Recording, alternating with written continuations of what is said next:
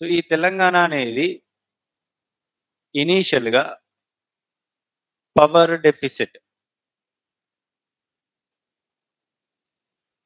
Power deficit నుంచి ఇదేమైంది sir? Power surplus అయింది.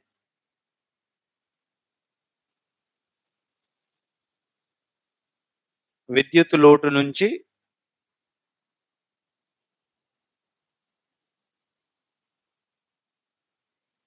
విద్యుత్ మిగులు రాష్ట్రంగా ఏర్పడింది. విద్యుత్ మిగులు రాష్ట్రంగా ఏర్పడింది. సో, దీనికోసం గవర్నమెంట్ ఏమేం జేషింది? దీనికోసం గవర్నమెంట్ ఏమేం జేషింది? అది రాయాలిప్పుడు మనం.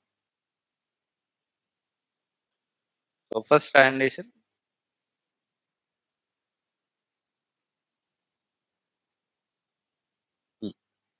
ఇండియాలో ఇండియా కాదు, తెలంగాణలో ఇన్‌స్టాల్డ్ కెపాసిటీ ఇప్పుడెంతున్నది? Installed capacity present day 19,475.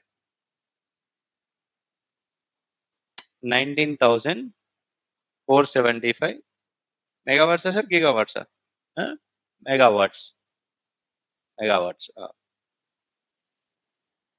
19,475 megawatts. అంటే సార్ అప్రాక్సిమేట్‌లీ 19 గిగావాట్స్ రాయొచ్చా మనం? ఇది సార్ అప్రాక్సిమేట్‌లీ 19 గిగావాట్స్. మెగావాట్స్ లేదా 19 గిగావాట్స్. అరౌండ్ సార్ 400 ఇప్పుడు. 400లో సార్ 160, 170 వరకు రిన్యూవబుల్. 164 అట్లా ఉంది. నెక్స్ట్ రాయండి. ఇప్పుడు ఇంత ఉంది సార్ ఇన్‌స్టాల్డ్ కెపాసిటీ. మనకి ఇండియా స్టేట్ వచ్చినప్పుడు తెలంగాణ స్టేట్ ఏర్పడినప్పుడు తెలంగాణలో సార్ ఇన్‌స్టాల్డ్ కెపాసిటీ ఎంత? Just 7 gigawatts. అంటే 7 గిగావాట్స్ నుంచి మనం సార్ 19 గిగావాట్స్‌కి వచ్చినాం. అంటే వితిన్ 10 ఇయర్స్ అప్రాక్సిమేట్‌లీ మన ఇన్‌స్టాల్డ్ కెపాసిటీ అనేది 3 టైమ్స్ ఇంక్రీజ్ అయిందని చెప్పొచ్చా? అప్రాక్సిమేట్‌గా 3 టైమ్స్ ఇంక్రీజ్ అయింది. సో, ఈ 3 టైమ్స్ ఇంక్రీజ్ అవ్వడం వల్ల స్టేట్ ఏమైంది సార్ ఇప్పుడు?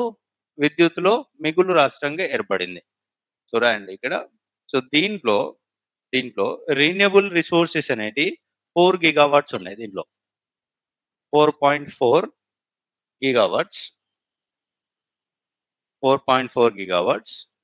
మనం సార్ హైడ్రో ఎలక్ట్రిసిటీని యాడ్ చేస్తే ఇది అప్రాక్సిమేట్‌లీ 8 గిగావాట్స్. హైడ్రో ఎలక్ట్రిసిటీని దీనికి యాడ్ చేస్తే అప్రాక్సిమేట్‌లీ 8 గిగావాట్స్. అంటే ఎంత అయితది సార్ ఇది?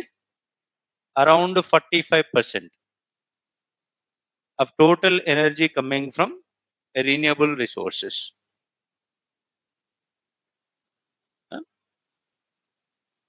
Renewable energy resources. రిన్యూవబుల్ అంటే సోలార్, విండ్ ఇవి.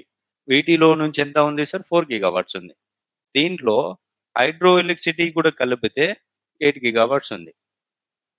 హైడ్రో రిన్యూవబులా? నాన్ రిన్యూవబులా? ఎప్పుడు రిన్యూవబుల్. కాకపోతే సార్ ఈ 4.4లో ఇది లేదు, హైడ్రో లేదు. హైడల్ పవర్ ప్లాంట్ జనరేషన్ కూడా కలిపితే ఎంత అయిద్ది సార్? ఇది అప్రాక్సిమేట్‌లీ 8 గిగావాట్స్ అయితాయి. సో, మనం దీన్ని మాత్రమే సార్ టార్గెట్ పెట్టుకున్నాం. సో, దీన్ని 6 గిగావాట్స్‌కి ఇంక్రీజ్ చేయాలనుకున్నాం. 6 గిగావాట్స్‌కి ఇంక్రీజ్ చేయాలనుకున్నాం బై 2023. బై 2023 వరకి దీన్ని 6 గిగావాట్స్‌కి ఇంక్రీజ్ చేయాలనుకున్నాం. ఇది మీరు ఇంట్రొడక్షన్‌లో రాయండి. At the time of state formation రాష్ట్రం ఏర్పడినప్పుడు రాష్ట్రంలో ఇన్‌స్టాల్డ్ కెపాసిటీ ఎంత ఉన్నది? 7 గిగావాట్స్ ఉంది. ఇప్పుడు ఎంత ఉంది సార్? 19 గిగావాట్స్ ఉంది. సో, అంటే ఎనర్జీ జనరేషన్ అనేది మనకి 3 టైమ్స్ ఎక్కువైంది. ఈ 3 టైమ్స్ ఎక్కువ అవ్వడం వల్ల రాష్ట్రం అనేది ఏమైంది? సర్ప్లస్ స్టేట్‌గా అవతరించింది. అర్థమైందా?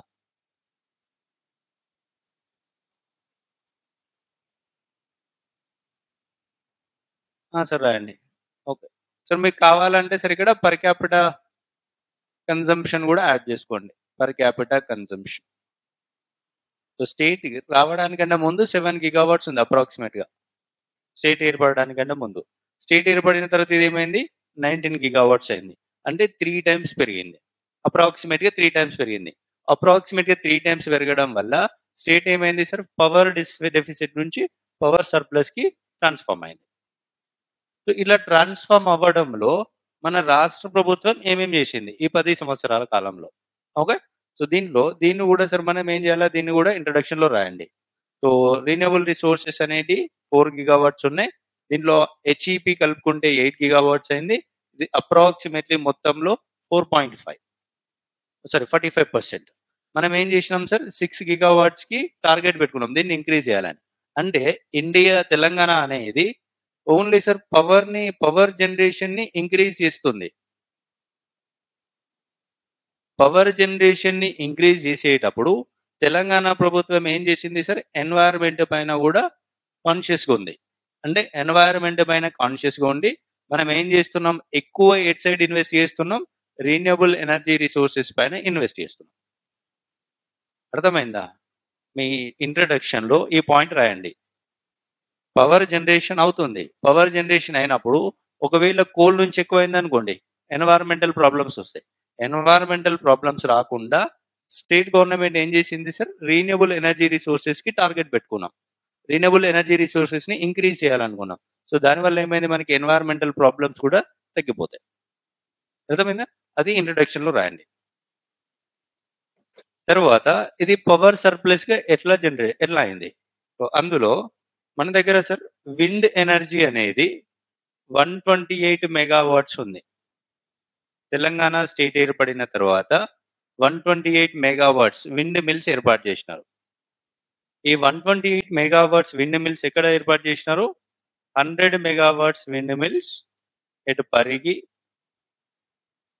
And 28 megawatts mills Hyderabad, Mumbai highway.